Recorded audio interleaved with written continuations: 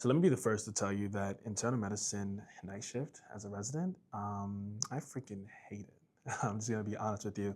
I dislike it a lot. I don't think I dislike it though because the work per se. I think I dislike it because of the hours, really, and not even the 12-hour shifts. Because typically if you do night shift as a resident, you're usually covering about 12 hours. But I dislike it because I'm a morning person. And so after doing a 12-hour shift, I have to go home when the sun is coming up. By the time I sign out to the day team and I'm driving home, like the sun is rising, my eyes are literally opening wide awake. And so by the time I get home, it's like, hey, ready to start my day again. And it's like, no, you really need to go to sleep because in less than 12 hours, you will have to come right back to the hospital. And so that's what I don't like about night shifts. But let me definitively say that night shift, I honestly believe, truly, when it comes to workload, at least how I feel when it comes to internal medicine residents doing a night shift, I think it's actually easier. Like, and honestly, I think a lot of people will tell you that. I think night shift is actually easier than day shift when it comes to the workload.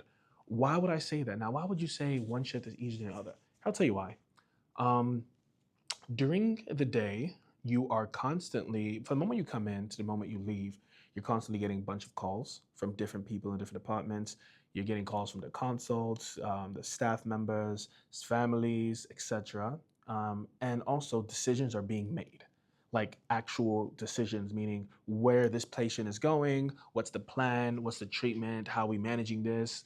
All those decisions are happening. So it's a constant blur. It's like you're in New York City, Times Square, 42nd Street, and all the lights flashing, everything. You're doing a lot, seriously, because you're expected to. It's the daytime. It's where most people are working. Most people work in the hospital work day shift, right? The reason why I say night shift is easier though is because night shift, you're not really doing that. Like obviously, you get calls from the different, not so much consultants. Consultants do not call you at night because why would the cardiologist be calling me at 9 p.m. to tell me, hey, so you want us to see this patient? Oh, what's going on with this patient? No, no, no, no, no. The cardiologist is clocking out at the nighttime. Only the on-call cardiologist is available, and that on-call cardiologist is only coming in if someone's acutely having like a heart attack or you need an acute procedure, meaning you need it right away. Chances are it's the cardiologist is not going to call you for a patient that's stable.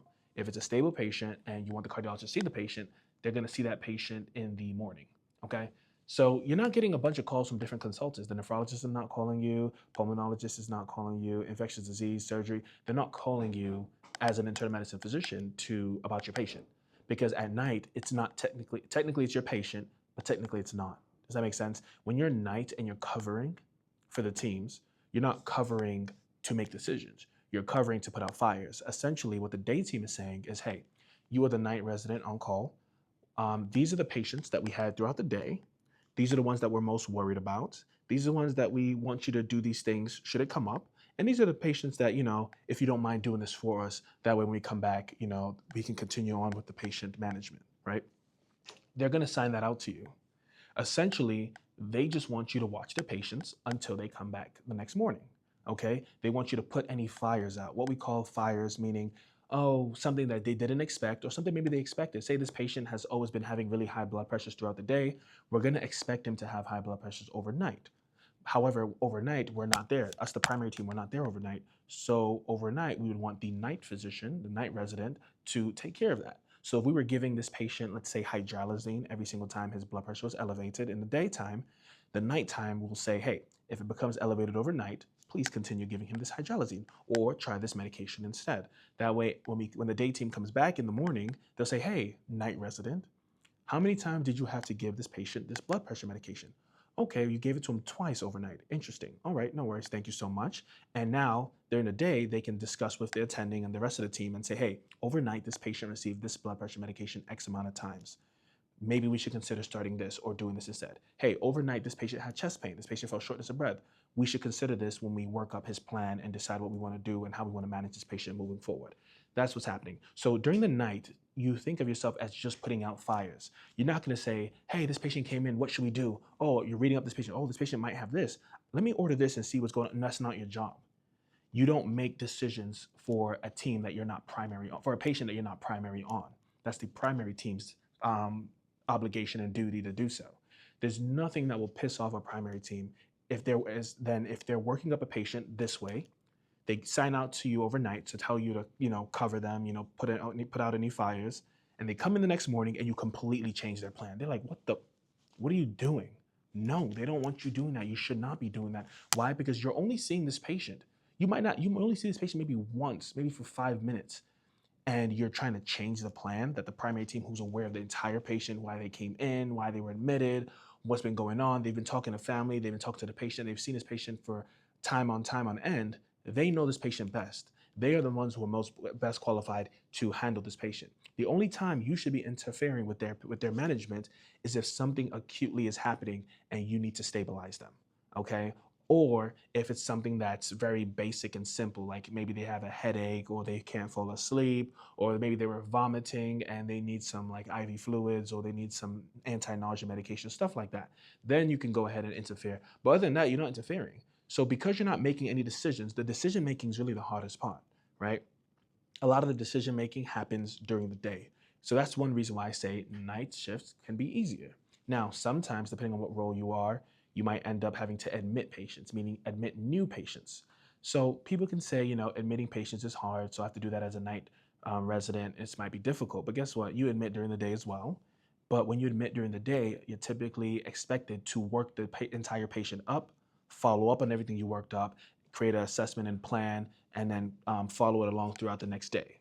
As a night resident, it's a little different. When you admit the patient, figure your job really is, and obviously you can work up the patient as much as you want, but it's not really, you don't really have to. It's not your job.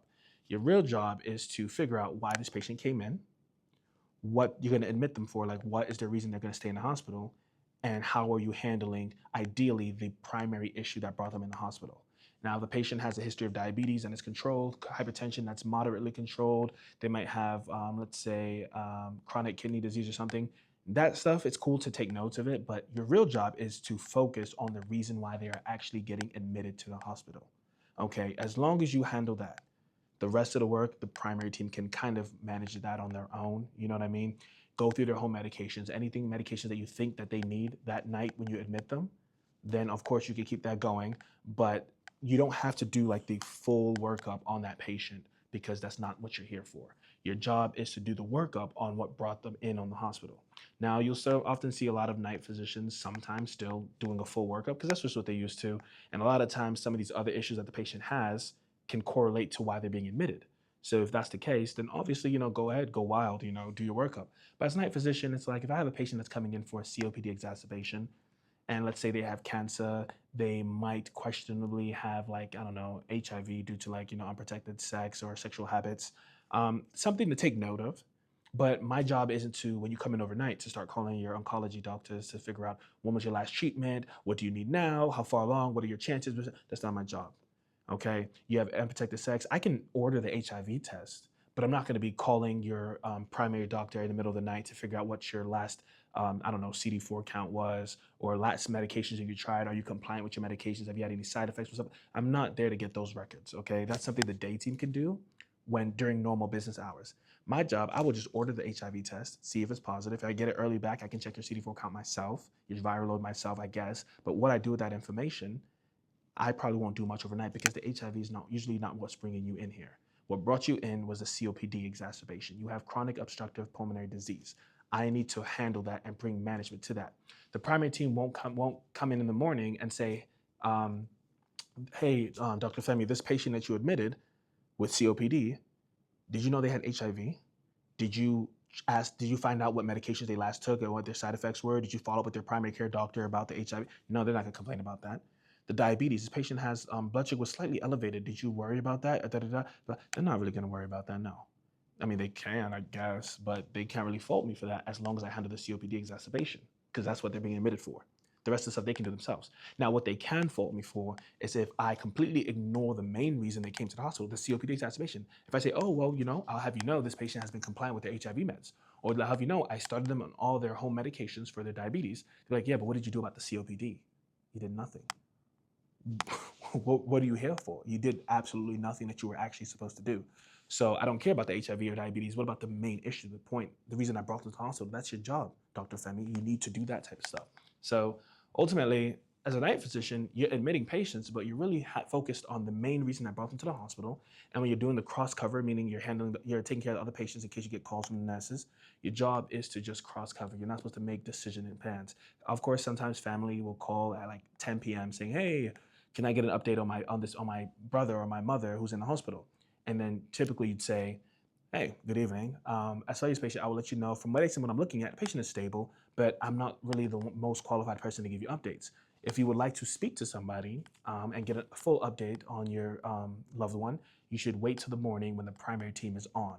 When the primary team is on call, you can then speak to them and they can give you a fully update. Because I personally may not have even met your mother. You know, if I'm cross covering, let's say 80 to 100 patients overnight, I'm not going to physically one by one see the patients. No, only if I get a call from like the nursing staff or any of the staff members about the patient will I even look in the patient's chart really. And based off of what they need, I can give them what they need or kind of tell them, like, it's okay, can settle them. Or if it's something like, oh, patient having shortness of breath, patient having chest pain, abdominal pain, patient not responsive, then I go see the patient. Okay. And of course, when I get signed out, any of the unstable patients or the watcher patients, we call it watchers, meaning please watch this patient carefully because they can go either way, meaning on the bad side or maybe stable, maybe on the good side. We don't know. Just watch them. I'll go see those patients. Okay. So ultimately, because I say that, I say night shift is actually easier. At the end of the day, too, not much goes on in the hospital at night. So nighttime is not where most of our procedures are happening. The operating room is usually not active at nighttime. We're not taking patients for imaging. We're not giving a bunch of medications. Most medications happen during the day. So a lot of things are usually stable. In the best scenario, the patients sleep through the entire night. So you don't really have to worry about too much during the night shift. And that's why I think it's easier, personally. It's very quiet sometimes, a little cold. It gets a little chilly sometimes in the rooms. But other than that, night shift is not too bad. The reason why night shift is worse, though, I would say, is the hours. Nobody wants to work nights for the most part. You pay more for that. Hospitals pay more to do a night shift because nobody wants to do it. Because even though you might have an easier time during a night shift, the hours makes it tough because you're working against the grain, right? Your whole entire life you spent waking up when the sun comes up and going to sleep when the sun goes down. And now you're switching it over. You're fighting against it. So you're fighting against your body's natural response. Naturally, your body would want to wake up at night. Now you're trying to, Naturally, your body would want to wake up when the sun rises. Now you're trying to go to sleep when the sun rises and go to work when the sun sets. So that's what makes night shift really more difficult, to be honest. And so you'll notice that even with night shift paying more, most people still don't want to do it. Most people would rather work harder during the day shift than to do work less or easier during the night shift. And you'll see that with nursings. A lot of times nurses will tend to have less patients overnight and more patients during the day shift. Or they'll have more responsibilities, handing out more meds, drawing labs more, being attentive to the patients during the day than they have to do at nighttime. Because at the end of the day, most people sleep at night. Even if you're in a hospital where it might be very difficult to sleep, a lot of times you'll have patients just sleep through the entire night. Okay, so it's usually a lot chiller, a lot quieter, not a lot of buzzing. Of course, it can get hectic. You have those nights where you're constantly getting hectic, things are happening, patients crashing, or you might just get a lot of admissions too. You can do that overnight. But typically, admitting a patient during the nighttime usually isn't as bad as admitting one during the daytime because during the nighttime, like I said, you're really focused on the primary problem. Obviously, you still have to write a note, document stuff that happens, blah, blah, blah, order something labs, maybe certain images, but even the images, it's more likely to happen during the daytime than it is to happen overnight. If I want to get an echocardiogram of one of my patients, I'm likely, even if I order the echo, let's say at 8 p.m., 9 p.m., it's likely still not going to happen until the next day. If I order an echo at like 9 a.m., 8 a.m., 9 a.m., it can still happen that same day. So it all depends. So I hope that gives you an adequate breakdown of what a night shift really is. And so just to kind of sum it up again, you come in, get signed out from the other teams, so you know what patients you're going to cross cover. After you get patients they're going to cross cover, you just really just stay in the team room or walk around the hospital. You can see the sicker patients if you want to, and the patients that are like possibly stable, possibly not stable. You can go see those patients just to touch base, make sure they're okay. And other than that, if you're not getting any calls, you're really not much for you to do. Your job is not to create new plans for these patients that are already been staffed by the day team because you don't want to be messing up their plans. They know the patient way more than you do. They spend more time and more thought process in those patients because these are typically their patients. It's not typical that a day team physician will be handling 80 patients. The reason why a night physician can cross cover, let's say 70, 80 patients is because they're not expected to see all those 70, 80 patients. They're not expected to create a plan for all the 70, 80 patients. No, that'd be ridiculous. So that's that. You get to sign out, cross cover. You can admit some patients throughout, like I said, focus on the primary problems. But really, stay awake. Honestly, sometimes you get call rooms. If you get a really downtime, you can do that. But usually it's pretty chill. So hopefully that makes your decision. And obviously in residency, you're gonna have to do both days and nights just to get yourself exposed to it. But when you're actually an attending and you are finished with residency, you will have the choice. And so if you like days, choose days. If you prefer nights, want to make a little extra money, want to quieter, you're not afraid of going against the grain, go ahead and do so as well. Hope this video was helpful. Any questions, comments, concerns, drop them down below.